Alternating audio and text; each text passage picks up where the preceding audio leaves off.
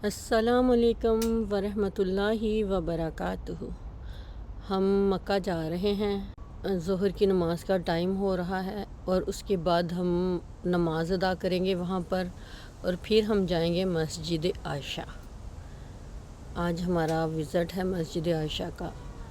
अल्हम्दुलिल्लाह अल्हम्दुलिल्लाह। देखें हर तरफ कितनी रौनक है, कितनी दुनिया यहाँ पर आती है, और जो आने से महरूम है, जो आने की ख्वाहिश रखती है, ए अल्लाह, ए पाक परवरदिगार, तू उन सबको यहाँ बुलाने का इंतज़ाम कर दे। तेरी एक कुन का सवाल है और सबकी ज़िंदगियाँ संवर जाएंगी। मेरे मालिक सबको यहाँ पर बुला ले और सबको ज़ियारत करवा दे अपने घर की। या अल्लाह, तू गफूर रहीम है, सबको ज़ियारत करवा दे। जब हज या उम्रे के लिए जाते हैं तो ख़वातीन को मस्जिद हरम और मस्जिद नबवी में जमात के साथ नमाज़ पढ़ना ज़्यादा अफजल है या अकेले नमाज़ पढ़ना ज़्यादा अफजल है? देखें, नबी सल्लल्लाहु अलैहि वसल्लम ने सहाबियात को फरमाया कि तुम्हारी नमाज मेरी मस्जिद में पढ़ने से ज़्यादा बेहतर है कि तुम घर में नमाज अदा करो। असल हुक्म तो औरत के लिए यही है, चाहे मस्जिद हरम हो या मस्जिद नबवी हो, वो अपने मकाम पर अपने घर में अकेले नमाज अदा करें, ये उसके लिए ज़्यादा अफजल है। लेकिन असलाफ से ये बात साबित है रवायात से कि ये हुक्म उन ख़वातीन के लिए है जो मक्का या मदीना में रहती हैं। जो दूर से सफ़र करके हज या उम्रे के लिए आती हैं, उनको हरम की फ़जीलत हासिल करने के लिए उनके लिए अफजल यही है कि वो मस्जिद हरम और मस्जिद नबी में बाजमात नमाज अदा करें। मस्जिद हरम में नमाज बाजमात अदा करने का अजर 1,00,000 नमाज के बराबर होता है, और मस्जिद नबी में नमाज बाजमात अदा करने का अजर 1,000 नमाज के बराबर होता है। सुभान अल्लाह तेरी कुदरत। और मस्जिद अक्सा में नमाज पढ़ी तो 50,000 नमाज़ों का सवाब पाया। तो मस्जिद अक्सा की बड़ी फजीलत है। वहाँ पर आप सल्लल्लाहु अलैहि वसल्लम ने तमाम पैगंबरों की इमामत की है। ये मुफ्ती तारिक मसूद साहब के बयान में उन्होंने बोला कि ये सही हदीस है। सही बुखारी की हदीस नंबर 1190 और सही मुस्लिम की हदीस नंबर 3374 में बोला है, रसूल अल्लाह सल्लल्लाहु अलैहि वसल्लम ने फरमाया कि मेरी इस मस्जिद में मस्जिद हरम के सिवा तमाम मस्जिदों में नमाज से 1,000 दर्जा ज़्यादा अफजल है। यानी कि जितनी भी बाकी सब मस्जिदें हैं, नबी पाक सल्लल्लाहु अलैहि वसल्लम ने फरमाया है, यानी कि मस्जिद अल हरम है, उसमें जो नमाज है ना, वो 1,00,000 दर्जा के साथ जो है ना, एक नमाज का दर्जात जो है ना 1,00,000 दर्जात के साथ बुलंद होता है। और जो मस्जिद नबवी में नमाज है वो 1,000 नमाज के साथ बुलंद होता है। यहाँ पर मैं आपको एक बात और बताती जाऊँ, जैसे कि आलम हज़रात बोलते हैं कि आप कहीं भी 15 दिन से कम अरसा रहें तो वहाँ पर आप कसर नमाज अदा करते हैं। तो बिल्कुल सही है। जब आप जैसे कि आप मक्का में हैं तो आप अगर हरम में नमाज अदा करते हैं और इमाम के साथ नमाज अदा करते हैं तो वो नमाज आपने प्रॉपर नमाज की तरह ही अदा करनी है, 4 फ़र्ज़ ही अदा करने हैं।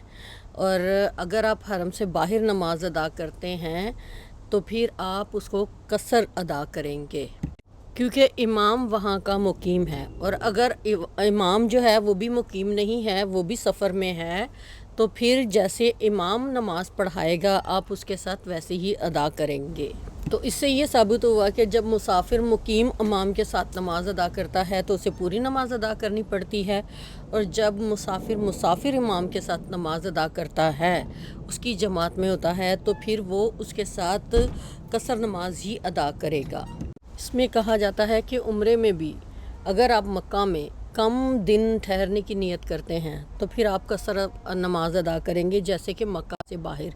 अगर आप बाजमात नमाज अदा कर रहे हैं तो आप उसे इमाम के साथ ही अदा करेंगे। ये देख रहे हैं आप ऊपर जो परिंदे नज़र आ रहे हैं जो काबा का तवाफ़ कर रहे हैं, ये देखें छोटे छोटे परिंदे, ये सारे ही अबाबील हैं, और यहाँ पर परिंदे भी तवाफ़ करते हैं। सुभान अल्लाह तेरी कुदरत। या अल्लाह, तू गफूर रहीम है मेरे मालिक। خانہ کعبہ کی حفاظت کے لیے اللہ تعالیٰ نے باقی سب پرندوں کو چھوڑ کر ابابیل ہی کو کیوں چنا؟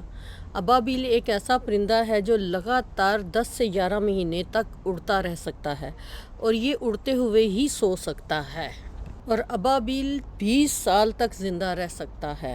یہ وہی پرندہ ہے جس سے اللہ تعالیٰ نے اس چھوٹے سے پرندے سے، ہاتھیوں کا جھنڈ جو تھا اتنا بڑا، اللہ تعالیٰ نے اس کو تباہ و برباد کروا دیا اس چھوٹے سے پرندے سے۔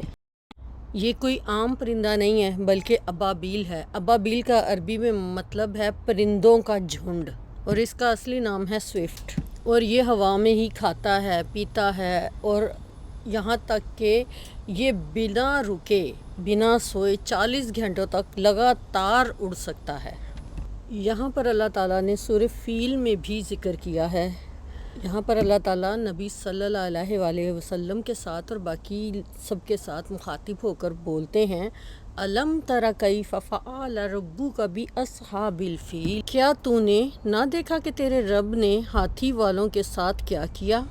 أَلَمْ يَجْعَلْ كَيْدَهُمْ، کیا نہیں کر دیا ان کے مکر کو، ان کی چال کو، فی تدلیل، ہلاکت میں، بربادی میں، وَأَرْسَلَ عَلَيْهِمْ، اور بھیجے ان پر، مسلط کر دیے، طیرن، کون؟ پرندے، ابابیل۔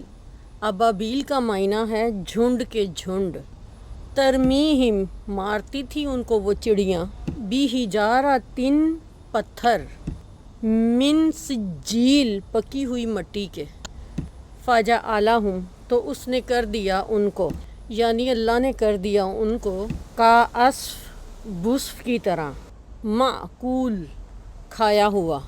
کیا تم نے نہیں دیکھا کہ تمہارے پروردگار نے ہاتھی والوں کے ساتھ کیا کیا؟